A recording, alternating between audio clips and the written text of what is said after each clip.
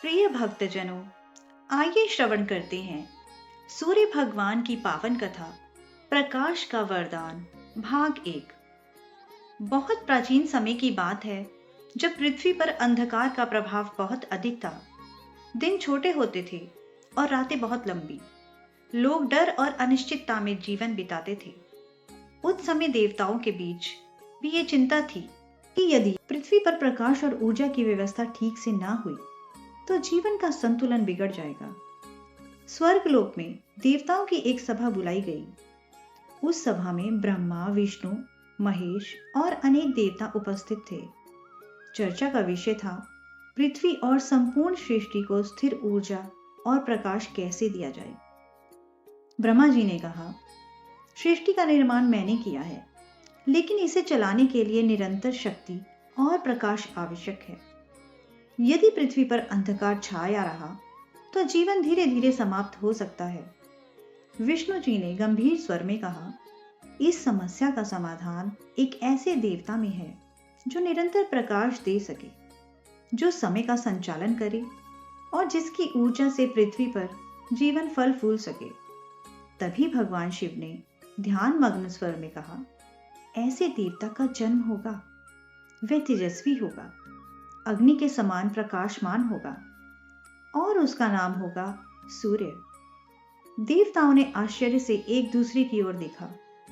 तभी आकाश में एक दिव्य प्रकाश प्रकट हुआ। उस प्रकाश से एक तेजस्वी देवता का उदय हुआ। उनका शरीर अग्नि के समान चमक रहा था, आंखों में अपार तेज था और उनके चारों ओर प्रकाश की किरणें फैल रही थी। ब्रह्मा जी ने प्रसन्न होकर कहा, हे तेजस्वी देव, तुम इस सृष्टि के प्रकाश और ऊर्जा के स्रोत बनोगे। तुम्हारा नाम होगा सूर्यदेव। सूर्यदेव ने विनम्रता से हाथ जोड़कर कहा, प्रभु, मुझे क्या कर्तव्य निभाना होगा? विष्णु जी बोले, तुम आकाश में विचरण करोगे।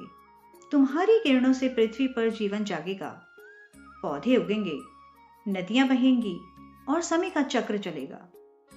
भगवान शिव ने कहा, तुम्हारा रथ 7 घोड़ों द्वारा खींचा जाएगा। ये 7 घोड़े 7 रंगों और 7 दिनों का प्रतीक होंगे। तुम्हारे सारथी होंगे अरुण।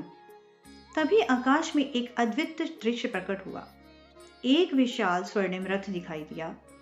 उस रथ में 7 सफेद घोड़े जुते थे, जिनकी गति बिजली के समान तेज थी। रथ के सामने अरुण खड़े थे, जो सूर्यदेव के सारथी बने। सूर्यदेव उस रथ पर बैठे और आकाश की ओर बढ़े। जैसे ही वे ऊपर उठे, उनकी किरणें पृथ्वी पर फैलने लगी। पहली बार पृथ्वी ने इतनी उज्जवल रोशनी देखी। पेड़ों की पत्तियां चमक उठी, पक्षियों ने चहचहाना शुरू कर दिया, नदियों का पानी सोने जैसा चमकने लगा। पृथ्वी पर रहने वाले मनुष्य आश्चर्यचकित थे। वे आकाश की ओर देखकर बोले, ये कौन है जो अंधकार को दूर कर रहा है? एक ऋषि ने ध्यान करके कहा, यह सूर्यदेव हैं, प्रकाश के देवता। इनकी पूजा से जीवन में ऊर्जा और समृद्धि आती है। धीरे धीरे मनुष्यों ने सूर्यदेव की आराधना शुरू की। सुबह होते ही लोग नदी के किनारे खड़े होकर सूर्य को जल अर्पित करते और प्रार्थना करते, हे सूर्यदेव, हमें स्वास्थ्य, शक्ति और बुद्धि प्रदान करें। सूर्यदेव अपने रथ पर आकाश में यात्रा करते हुए पृथ्वी को देखते थे। उन्हें खुशी होती थी कि उनकी किरणों से जीवन खिल रहा है, लेकिन सृष्टि में हमेशा संतुलन बनाए रखना आसान नहीं होता। एक समय ऐसा आया जब कुछ असुर सूर्यदेव की शक्ति से ईर्ष्या करने लगे। उन्हें लगा कि यदि सूर्य का प्रकाश कम हो जाए तो पृथ्वी पर अराजकता फैल सकती है और वे अपना राज स्थापित कर सकते हैं। असुरों के राजा तमोराज ने अपने साथियों से कहा, यदि हम सूर्यदेव की शक्ति को कमजोर कर दें तो दुनिया फिर अंधकार में डूब जाएगी। तब हम पृथ्वी पर राज करेंगे। उन्होंने एक योजना बनाई। वे तपस्या करके ऐसी शक्ति प्राप्त करना चाहते थे जिससे सूर्य के प्रकाश को ढक सकें। उधर सूर्यदेव अपनी यात्रा में व्यस्त थे। उन्हें यह नहीं पता था कि अंधकार की शक्तियां उनके विरुद्ध षड्यंत्र रच रही हैं।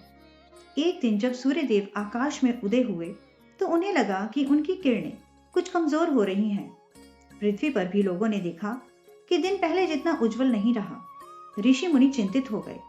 एक महान ऋषि जिनका नाम कश्यप था, उन्होंने ध्यान लगाकर कारण जानने की कोशिश की ध्यान में उन्हें पता चला कि असुर सूर्यदेव के प्रकाश को रोकने की कोशिश कर रहे हैं। उन्होंने तुरंत देवताओं को संदेश भेजा। स्वर्गलोक में फिर सभा हुई। विष्णु जी ने कहा, यदि सूर्यदेव का प्रकाश कम हो गया तो पृथ्वी पर जीवन संकट में पड़ जाएगा। तभी नारद मुनि वहां आए और बोले, देवताओं, असुरों का राजा तमोराज एक ऐसी शक्ति प्राप्त करने की कोशिश कर रहा है जिससे सूर्य के चारों ओर अंधकार का आवरण बना सके। सभी देवता चिंतित हो गए। भगवान शिव ने गंभीर स्वर में कहा, अब समय आ गया है कि सूर्यदेव अपनी शक्ति का पूर्ण रूप दिखाएं। इधर सूर्यदेव को भी धीरे धीरे महसूस होने लगा कि कोई शक्ति उनके प्रकाश को रोकने की कोशिश कर रही है। उन्होंने अपने सारथी अरुण से कहा, अरुण, मुझे लगता है कि सृष्टि में कोई बड़ी समस्या पैदा होने वाली है।